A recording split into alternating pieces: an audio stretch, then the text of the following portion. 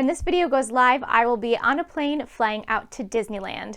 Thankfully, the flight from Phoenix out to Santa Ana is only like an hour, so it won't take me too long to get there. But I am so excited because we've had this Disneyland trip booked since this past November, and so it's been just so many months waiting and just kind of like planning things in my head, and now it's finally a reality. I made a previous video talking all about my Disneyland trip planning process. I'm going with my best friend Sarah from college, and she is a huge Disney nut just like myself. We have 5-day park tickets, and we also have a reservation to visit Star Wars Galaxy's Edge. In this video, I thought it'd be fun to share my whole Disneyland bag packing and plans, and then my outfits and ears for this trip because I have spent a lot of time doing a lot of DIY projects for a whole bunch of gear I'm gonna wear, and let's just say I am so ready to be there. So, very importantly with park bags, I have 2 different ones that I'm bringing that I'm gonna rotate between. It might be a little excessive to have 2 different ones, but I'm gonna kind of do one day, one the other day, because these are ones that I both really want to use at Disneyland. So first I have the Hamburger Tote bag. This is from Tokyo Disney Resort, and I really wanted to bring this as a bag for the parks because it's like, where else can you really get away with like using it and being in its full element? This bag technically is just like a tote with short straps and long straps, but there's actually a really easy way to make it into a backpack. And so all you have to do to make it a backpack is just take the long strap, thread it through the smaller straps, and then you can just see you essentially have your like 2 backpack straps, and then you can put it on and wear it like an actual backpack. So you can see this is now just the full Hamburger Tote, but as a functioning backpack. So if you've seen these being worn as backpacks, that's how you do it. So do know they are just sold as totes, and if you prefer, you wear it as a tote, but I think it's much easier and more comfortable to use it as a backpack. Here's just kind of a look of it inside. So it is quite large. The only thing is this pocket isn't very wide. This is all just cushioning, and so really you only have about that much thickness to put stuff in. But you've got 2 little pockets along the side there, and the size really is good enough to have this be, you know, a workable park bag. Honestly, this for me is also just a lot about aesthetics because it's so amazing. I do have the matching hamburger pass holder to this, but I'm not going to use that this year. I'll get to what I am using instead later.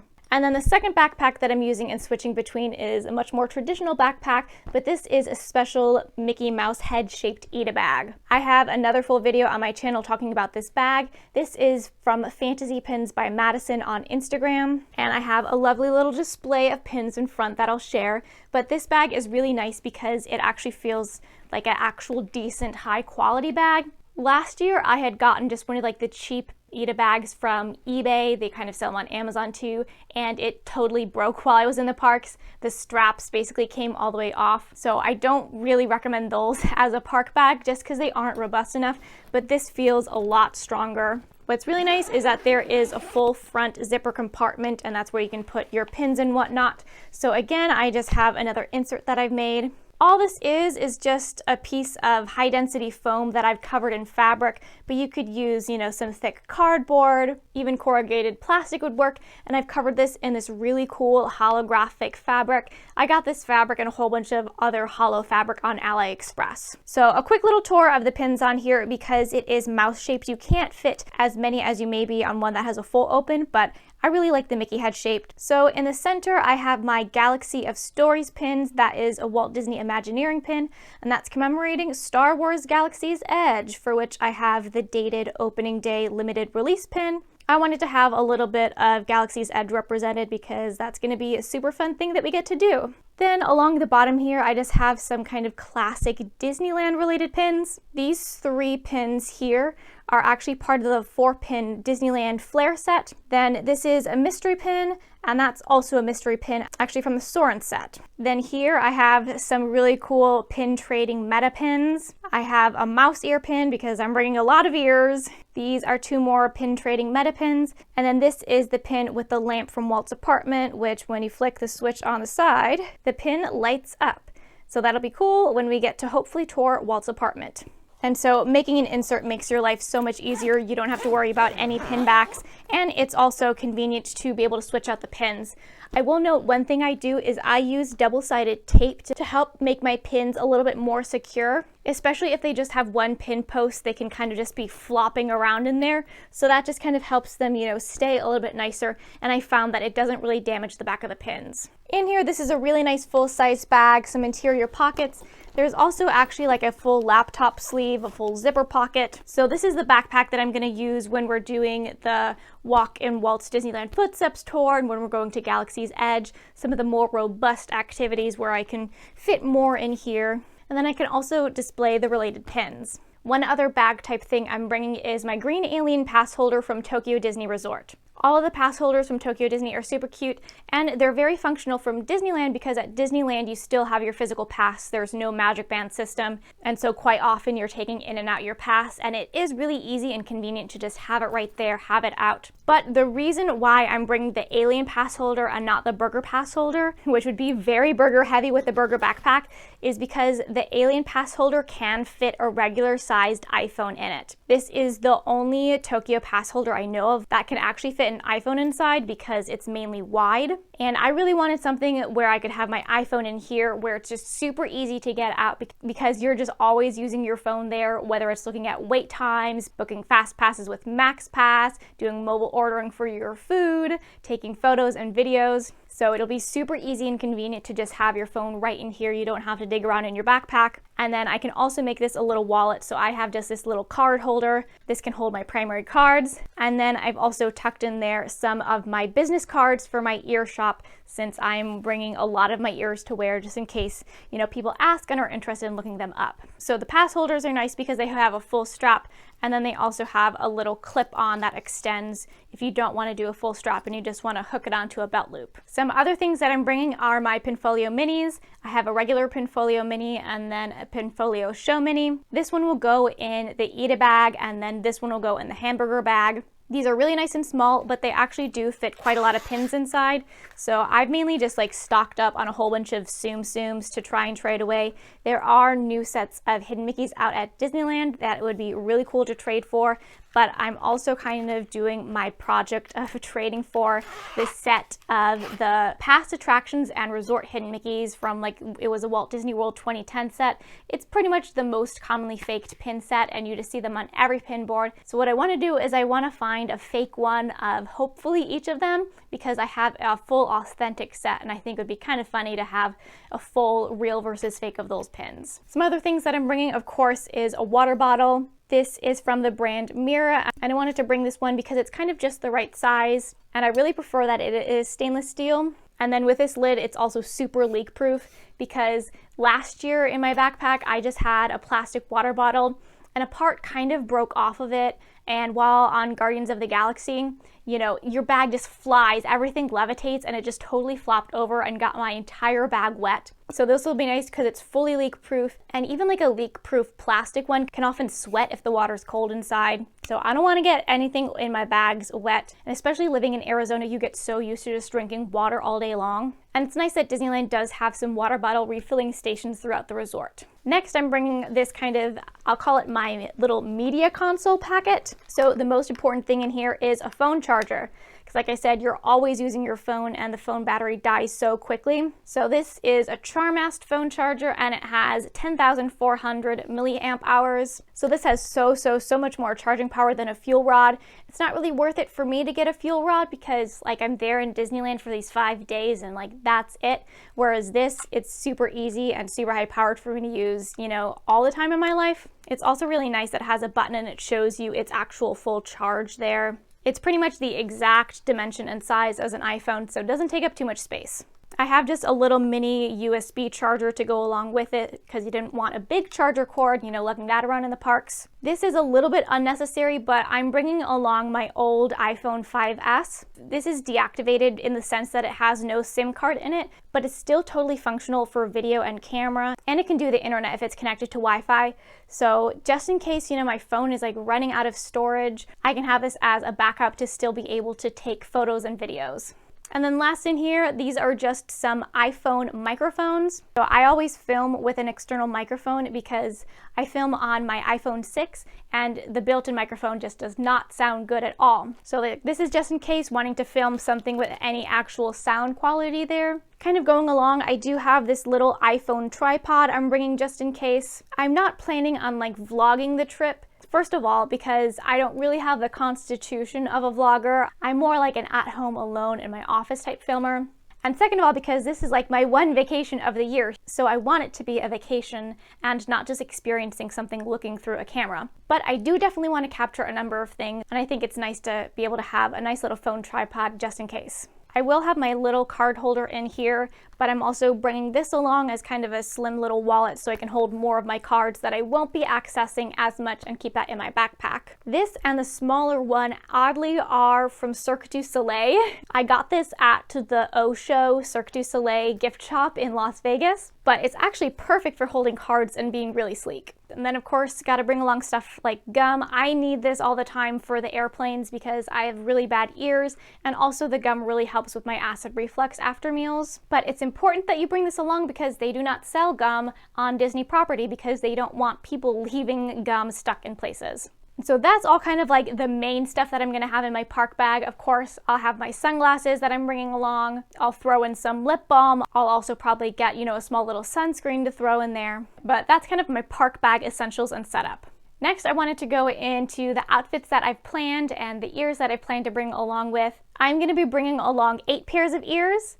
And so this is for a 5-day trip, which is a little bit excessive, but because I make ears, I have a lot that I want to be able to show off and wear with my outfits. So on the day I'm flying out, I'm wearing this tie-dye Disneyland Resort shirt.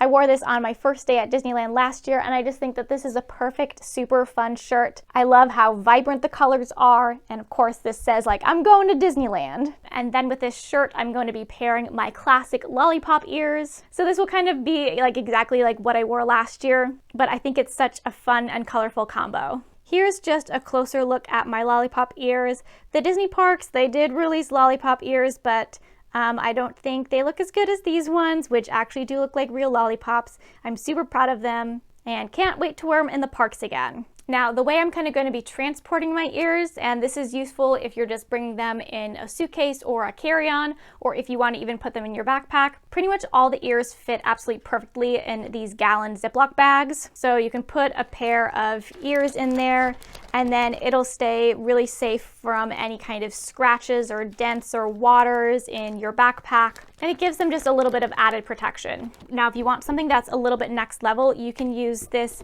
It's designed to be like a scrapbook paper holder. This is from Michaels. So this is just a thin one. And if you have ears that you really want to keep safe, you could use something like this so that the ears in here aren't going to get crushed. This would be good if you needed to take ears in your checked bag. My carry-on is basically going to be all ears, so I will probably be good just with using the Ziploc bags. All right, so then the next day is Monday, and on this day we have booked the Walk and Waltz Disneyland Footsteps. Typically they do this tour in the morning, but like this whole summer, they're really only offering them in the afternoon. So we're gonna be on the 1:30 tour, and I made myself this super awesome kind of classic Disney movie skirt. I found this fabric at Joann's one time, and it just caught my eye because it was so cool, and I loved all of the Disney movie posters on it. And so I grabbed it without really having a plan for what to do. So I eventually figured out, well, I could make a pretty darn cool skirt out of this. I literally just traced a skirt that I already owned and just kind of winged it. I lined the inside with some white fleece fabric that I have so that it's actually kind of a little bit more robust. And I figured out how to put a zipper on the inside, which was pretty cool. So I thought this would be really fitting and nice to wear for that tour. I wanted to pair with this Zip-a-Dee-Doo shirt, but this was also really cool. I got this last year on my trip to Disneyland. As you can tell by my channel name, I really love Splash Mountain, and I really just liked how this looked with this skirt. And then the ears that I wanted to pair with this are my Minnie Mouse Celebration donut ears. These are inspired by an actual donut that they had for the Get Your Ears On festival. They have this available over at Schmoozies at DCA. But because I'm going for a little bit of a classic Disney look, I wanted something Minnie inspired, and I also love these ears so much. So here's a closer look at them. All of the red has a whole bunch of sparkly glitter. There are little accent bows on the ears, and then the whole outside is lined by some polymer clay sprinkles. Then Tuesday is going to be churro day. So this is basically an outfit that I'm duplicating from last year too, but it's so perfect.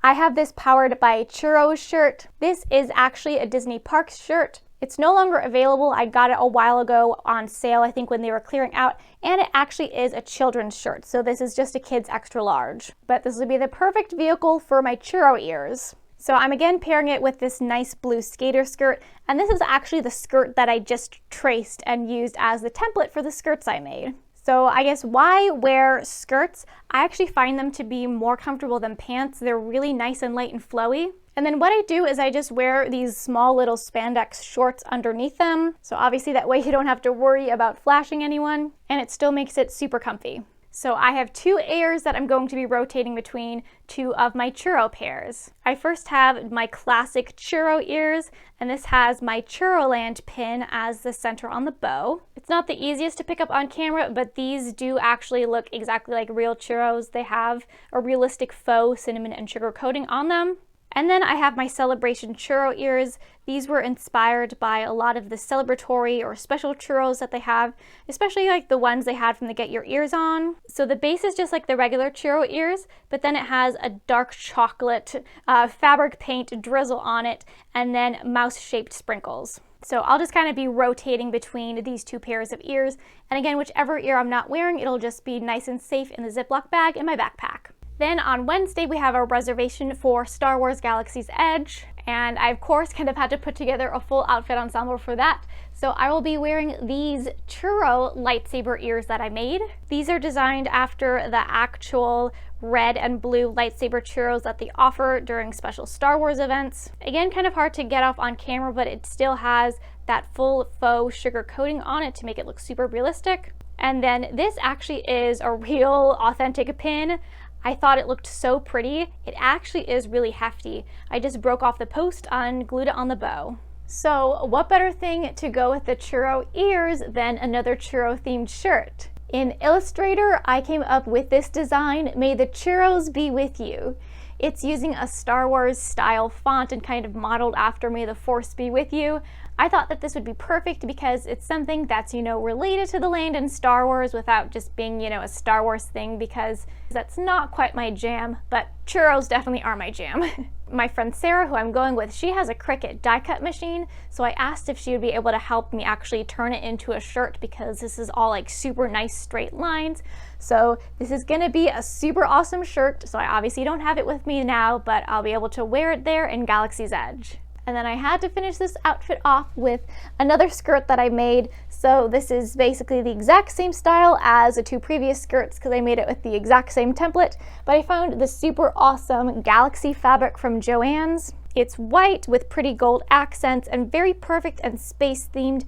Again, to fit in nicely with the outfit without it being like something specifically Star Wars. I was so proud I actually succeeded in making this. I even managed to put in a little elastic in the waistband. So I love how the gold in this picks up the gold in the little Star Wars pin on the bow. And this will be such a cool churro themed Star Wars-esque outfit. I do have one final thing for the outfit, which is definitely extra and unnecessary, but I just wanted to do it because I just love to DIY things. So I made myself a little lightsaber hair clip. So this is just a little alligator hair clip. It can go in the back of your hair. And then these are just little plastic lightsabers that I made from cupcake toppers. So they had the whole cupcake topper part sticking off. I cut it off, sanded it down, and then just glued them on with some E6000. I did paint the middle black so that it would blend in more with my hair. So very extra, but I think very fun. Then finally for our last day, Thursday, we're really only there for the morning because we have our flights out in the afternoon, but I wanted to wear one of my other favorite nice Disneyland shirts. You can tell this matches with the beach towel in my background. I love this artwork style so much, and it's one of my absolute favorite Disney shirts. And then with this top, I wanted to pair my ice cream sundae ears. So these ears look like a real ice cream sundae. They have some hot chocolate fudge on it, topped with sprinkles, a little waffle cone bow, and then a cherry in the center. And so with that outfit, and then also my first day outfit, I'm just gonna wear jean shorts and keep it nice and easy. I am bringing along 2 more pairs of ears, and I'm gonna kind of see where I can fit them in. But I have my classic pink donut pair of ears. I've made my opinions known on the Disney version of their own donut ears. I think they look like tacky pool inflatables. So I have to bring these along. I'll see where I can fit them in. And then I also have my cool Dole Whip ears. So these I definitely want to wear whenever I'm able to grab a Dole Whip. I've also heard that they brought back the Dole Whip or pineapple donut, so I'll probably have to get that as well.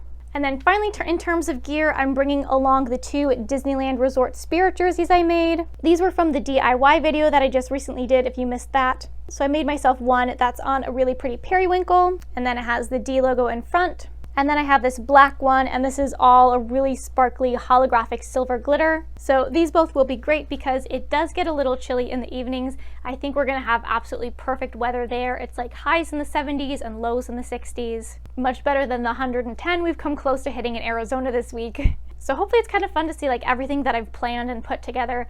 Like I've said, I've been like planning and working on this for a long time. Because I don't get to go to the parks often, this is like a really big event. I also just love to craft and make things, so this is a perfect excuse to just make a whole bunch of things. This is also the first time I've successfully made like any clothing for myself. Every time in the past, like growing up when I've tried to sew something to wear, it does not work out. But these 2 skirts I made, like they actually work, they fit pretty perfectly. And I think it's cool at Disney to have some super custom cool pieces. So my flight should hopefully be landing soon, and I'm sending all my greetings from Disneyland.